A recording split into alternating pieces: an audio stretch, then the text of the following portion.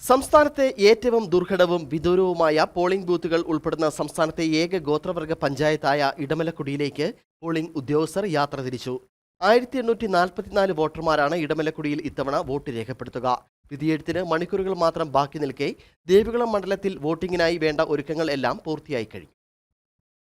കേരളത്തിലെ ഏറ്റവും ദുർഘടമായ പോളിംഗ് ബൂത്തുകൾ ഉൾപ്പെടുന്ന ഇടമലക്കുടിയിലേക്ക് തിരഞ്ഞെടുപ്പ് ഉദ്യോഗസ്ഥർ മൂന്നാറിൽ നിന്നും യാത്ര തിരിച്ചു.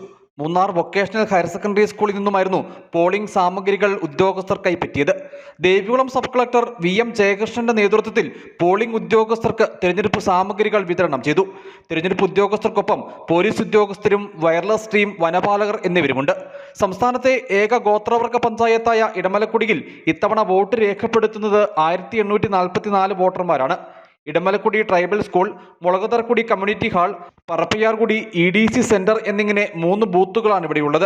ഇടമലക്കുടിയിൽ 516 പുരുഷ വോട്ടർമാരും 525 സ്ത്രീ വോട്ടർമാരും ഉൾപ്പെടെ 1041 വോട്ടർമാരാണുള്ളത്.